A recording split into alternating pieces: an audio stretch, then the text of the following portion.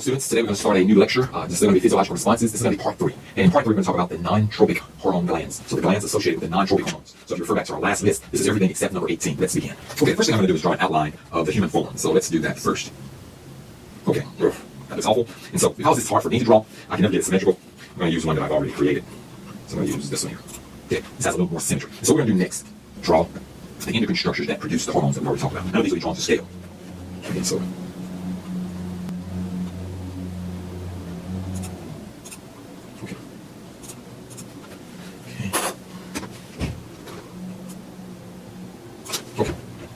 right here. Okay, this first structure here is going to be found in the brain. It's the pineal gland. This one identifies the hormones as we identify the endocrine structure. There are 2 hormones secreted by the pineal gland, serotonin and its counterpart, if you remember, melatonin.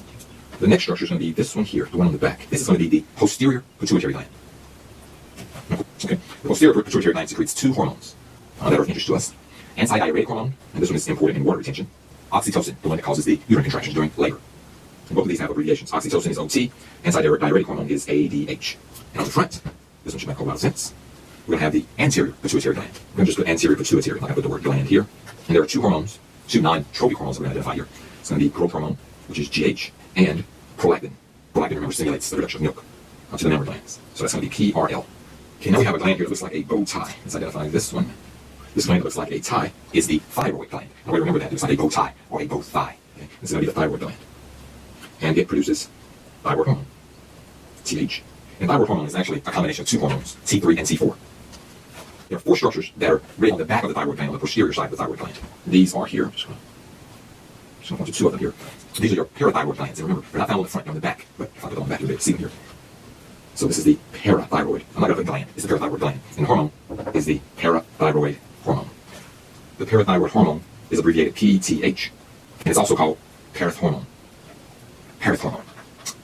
Okay, the next structure is going to be this one here. This is the thymus. And the thymus produces thymosin. This is going to be the kidney. And the kidney produces erythropoietin. It's a long word. I don't like writing this one because it's so long. And it's abbreviated EPO, erythropoietin. On top of the kidney, we have the adrenal gland. So there are 2 kidneys. I want to draw one here. There are 2 of them. And so on top of the kidneys, we have the adrenal gland. The adrenal gland has 2 portions. The outer portion is called the adrenal cortex. And within the cortex, we have the medulla. So let's talk about the cortex first. So the cortex is shown as the yellow region here. And so this is the adrenal cortex. And the adrenal cortex produces cortisol, one of those stress hormones, the long-term stress hormone. And interior to the adrenal cortex is this region shown in red here, the adrenal medulla. And the adrenal medulla produces epinephrine, or adrenaline. It's the same chemical. Adrenaline. Okay, we're missing a structure, so let's draw that one here. Okay, looks pretty good. And identify it. And so this structure is going to be the liver. And just like the kidney, it produces erythropoietin. It's unfortunate for me that the longest hormone of them all is the one I have to write twice. Erythropoietin, which is EPO. Abbreviated EPO. Our next endocrine structure is going to be found within the pancreas. So here, this is the pancreas. Now the entire pancreas itself doesn't really produce any hormones, but within the pancreas are these islands of cells, very small islands of cells. So scientists call them islets. And so within these islets, or small islands, we have these beta islet cells. And so I'm going to say beta islet cells. And these beta islet cells of the pancreas produce insulin. Okay. One other thing I forgot to mention is that the liver also produces the hormone angiotensin, the one that causes vasoconstriction. So let's indicate that here. Get the same color.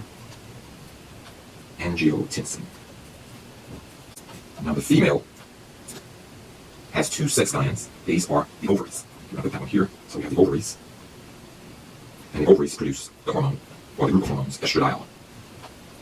The ovaries produce the hormone estradiol. And the male has the testes. And the testes produce testosterone. And these are all of our non-tropic hormones and structures which produce them. And so there's one that's missing conspicuously here, and that's the one right at the top. And this one is the hypothalamus.